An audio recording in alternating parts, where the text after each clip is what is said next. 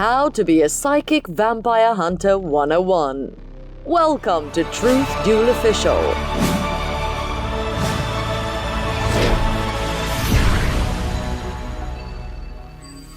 In this video, you'll learn all the tips and tricks of the psychic vampire hunting trade. What are psychic vampires? When were they first discovered and how do you fight them off? You'll want to stick around till the end of this video to learn how to avoid being preyed upon by one of these daywalkers. But first, I am your host, Misinformation. If you like this channel, make sure to subscribe to receive more great paranormal activity, misinformation analysis, and other sentiments and ramblings that please and amuse us. And become a truth dueler, because only you can slay misinformation at its source. Get our app on truthduel.com. Viewer, you must be in dire circumstances if you want to learn about psychic vampire hunting. It is a dangerous profession, but you seem to have a spark of energy inside of you that I can mold into the weapon you need to slay the daywalkers. Welcome to your first lesson at Misinformation's School of Hidden Innate Talent, or SHIT for short. It's a totally legitimate school, just like PragerU. For those truth duelers who've watched What We Do in the Shadows, you may be asking, misinformation, psychic vampires? Are you talking about Colin Robinson? You know, I actually don't mind taking the bus. Everyone kind of focuses on the day part of Daywalker, but actually no one focuses on the walker part. Clever viewer. Yes, the character of Colin Robinson is an example of an energy vampire or psychic vampire. Different types of vampire representation in the media matter. First, the budding vampire hunter must understand the complexities of a psychic vampire if they want to defend humanity from these daywalkers. We will begin our lesson where all blade enthusiasts do, with Wikipedia. It contains everything. Their entire history.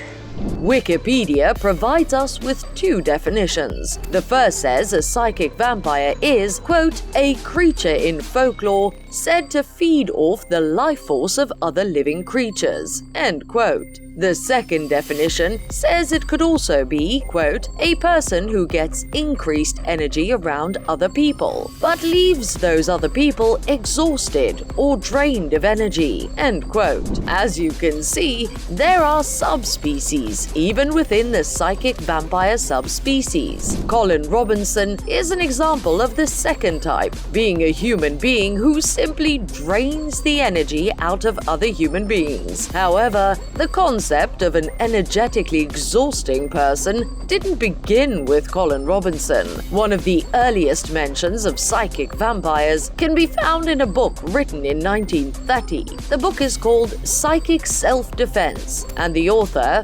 Dion Fortune, describes the parasitic phenomenon as a combination of psychic and psychological effects. She was a forerunner of the esoteric movement, and her books inspired some famous characters as the decades passed. One of these characters, Anton Lavey, wrote about psychic vampires in his book, The Satanic Bible. He believed psychic vampires are people who are spiritually and emotionally weak.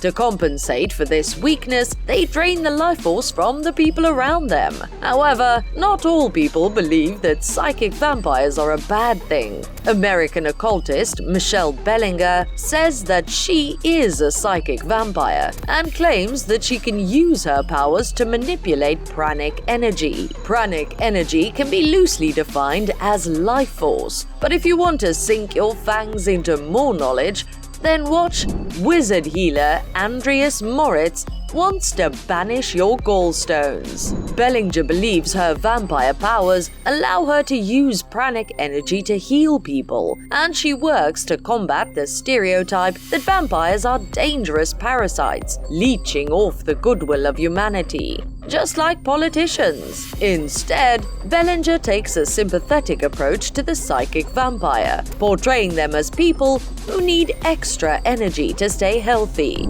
The thing that differentiates differentiates a psychic vampire is the level of need. The fact that regular sources of energy do not work for them, or work so poorly and so inefficiently that they are forced to take it directly from the source, which is to say, in order to maintain their own health and well-being, they need to take from other people.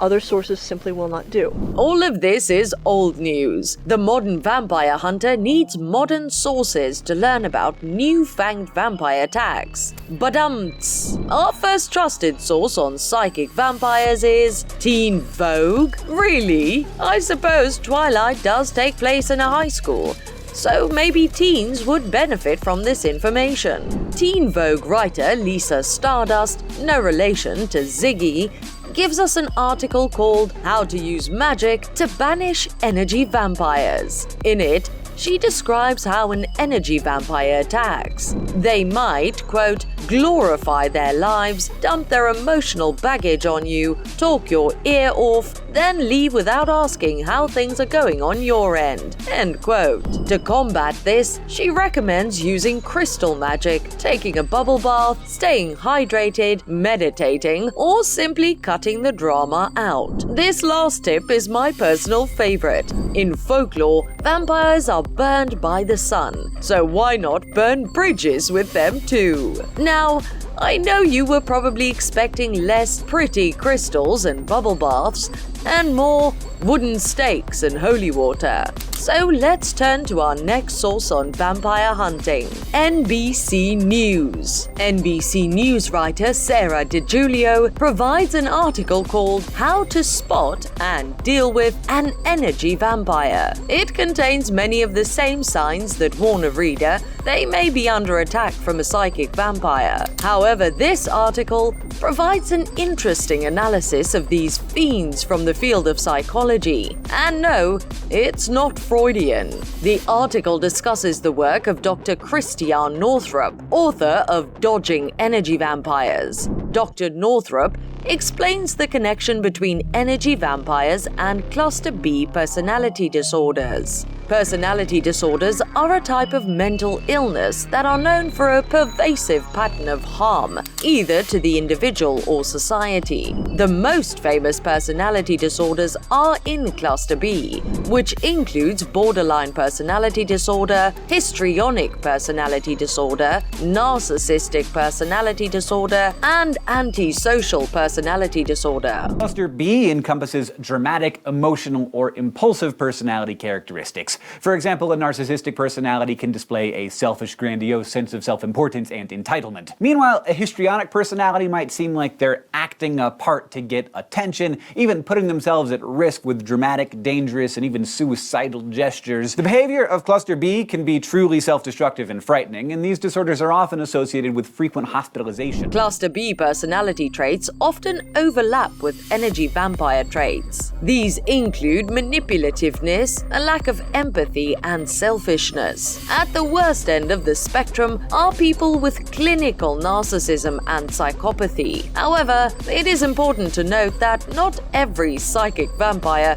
is Patrick Bateman in disguise. Some energy vampires behave the way they do because they're not aware of how their actions affect other people, or they may be coping behavior learned from a parent. And not every energy vampire has a personality disorder, so leave your straitjacket out of your vampire hunting kit. So, what is a vampire hunter to do? NBC News recommends using the same techniques employed against narcissists and psychopaths. One technique is called the broken wing strategy, where you pretend to be too tired to listen to the vampire. Another is the gray rock strategy, where you give them the most boring responses possible. In both cases, you're actively withdrawing the energy and engagement they so desperately desire. But misinformation, you say. I don't care about psychology. Freud was a cocaine addict and Harlow tortured baby monkeys. The whole field is full of crazies. Where's the garlic and the crucifixes? Don't worry, there's an unlikely Hollywood hero with the perfect product. For only $27 US, you can buy psychic psychic vampire repellent from actress Gwyneth Paltrow's wellness store,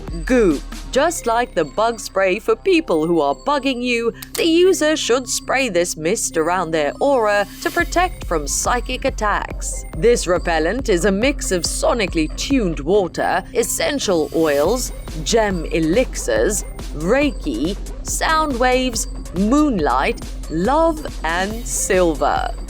Maybe the silver repels psychic werewolves too? I'm not kidding. She lists sound waves and love as actual ingredients. Psychic vampire repellent. Psychic vampire?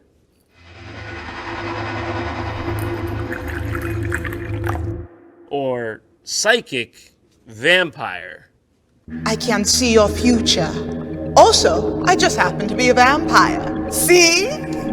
Besides the mental damage, could there be actual physical damage to psychic vampire attacks? Does the stress of interacting with these people contribute to poor heart health and weakened digestive and immune systems? Or is that woozy feeling just from the blood loss caused by real vampires? And are there karmic consequences for these predators and their evil predilections? Or do they get off scot-free? Misinformation wishes you well and reminds you to be wary of the vampires you invite into your house and your life. P.S. What other types of psychic attacks are out there?